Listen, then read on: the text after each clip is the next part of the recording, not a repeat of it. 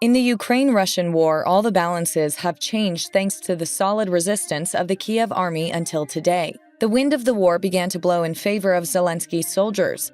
Moscow's critical and risky decisions in December led to dramatic developments on the front line of the Ukraine-Russia war. In the line of fire this week, Russian troops continued their attacks on civilian targets.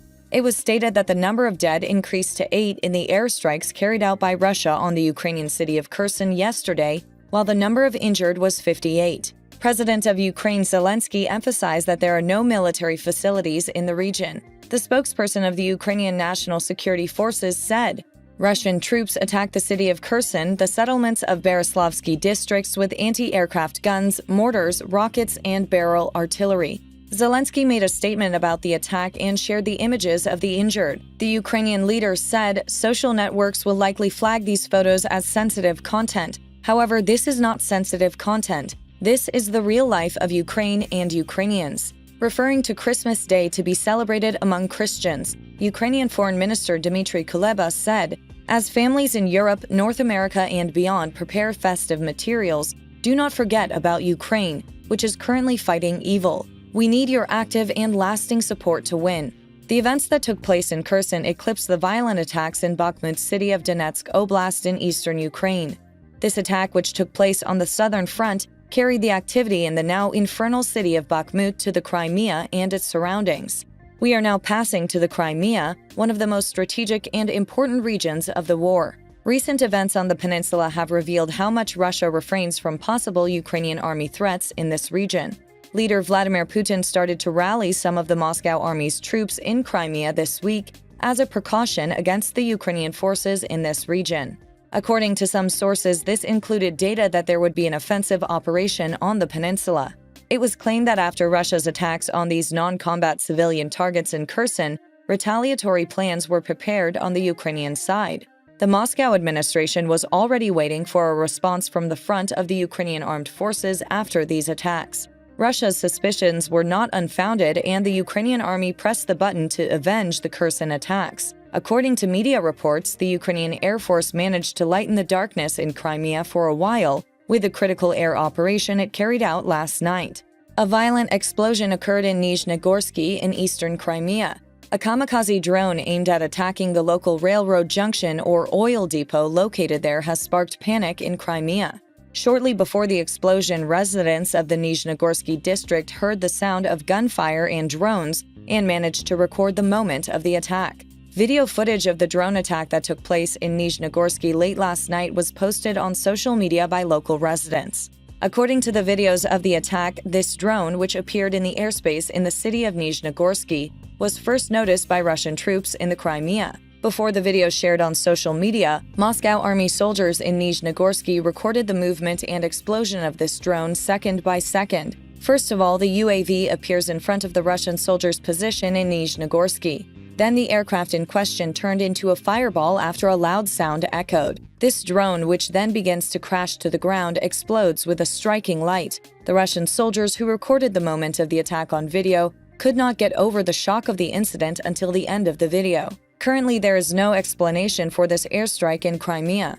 Also, exactly how the drone reached the eastern part of the peninsula is still unknown. However, there are suggestions and allegations that the drone may have been launched from the territory of the Donetsk region. That is, the attack was carried out on the Sea of Azov. Before this explosion occurred, after this drone entered the airspace of Crimea, Russian air defense systems were put on alert. But somehow, this drone, which managed to reach the airspace of the city of Nizhnogorsky, completes its mission after reaching its destination. After this incident, concerns about Russia's air defense systems increased.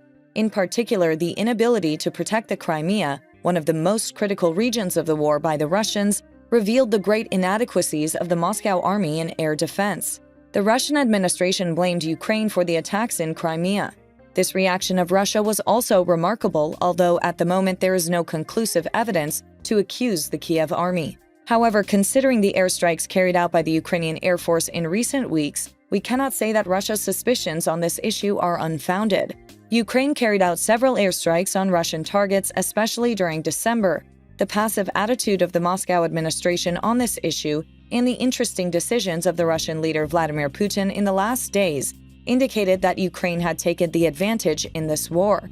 Because this week, Vladimir Putin started to cancel many of his plans, and the Russian leader suddenly disappeared from the media. Vladimir Putin's cancellation of a number of events last month, including his regular year-end speech, addressed to the nation, and the annual hockey game, raised the odds that the Russian leader wanted to avoid attention. Recently, Russian President Vladimir Putin canceled at the last minute a visit to a factory tasked with producing tanks for the war in Ukraine. Before Putin's visit, the industrial city of Nizhny Tagil in western Russia was cleared of snow, and in anticipation, unprecedented security measures were taken. However, at noon on the day these measures were taken, news came that the Russian leader had canceled the mission, and the presidential armored vehicle fleet was stopped. Local sources said that the town had been preparing for days for Putin's arrival. Civilians were banned from driving on the roads, and even the opening of the Christmas tree in the nearby Dzerzhinsky district was canceled. Putin would oversee increased tank and flamethrower production at a factory that now uses prison labor to meet growing demand in the city of Nizhny Tagil. Ural's media outlet E1 reported that 3 sources confirmed the sudden last-minute cancellation, but no reason was given for the Russian leader to cancel the visit. Before visiting the factory in Nizhny Tagil, Putin would travel to the regional capital, Yekaterinburg. Observers noted that the airport security in Moscow has been enhanced in connection with the flights to Urals, the region where the factory is located, and Putin's presidential Urus fleet appears to be preparing to relocate from Yekaterinburg. It was also claimed that the vehicles in question were brought to the city for the expected visit of Nizhny Tagil. The sudden cancellation of the planned visit to this factory was recorded as the latest in a series of undisclosed retreats by Putin. Convicted local criminals began working in the factory in Nizhny Tagil after Dmitry Medvedev, deputy chairman of the Russian Security Council, shouted at the factory's executive director, Vladimir Roshchupkin. Medvedev allegedly resented Roshchupkin for poor tank production as Russian forces struggled with dwindling equipment supplies in Ukraine. A month later, local convicted criminals were put to work in the factory. Defense Minister Sergei Shoigu had already visited the factory with a desperate offer to increase production. He claimed that top Ukrainians feared that Putin would be killed if he lost the war in Ukraine, so he was fighting for his life. Although these allegations could not be confirmed, the Russian leader's recent actions have increased the possibility that very strong separatist movements have begun in the Russian regime.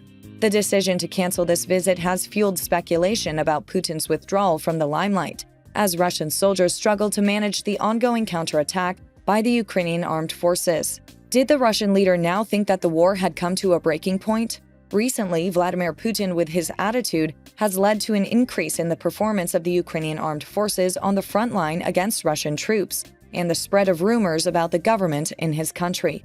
Since the war has reached such a breaking point, the decisions and actions taken by the leaders and armies of both countries in the last days are very important. While the Russia-Ukraine war is full of such obscurities, mysteries, and striking events, we will see together what awaits us in the following processes. Please do not forget to subscribe to our channel and turn on notifications in order to be informed about new videos. Thank you for watching us.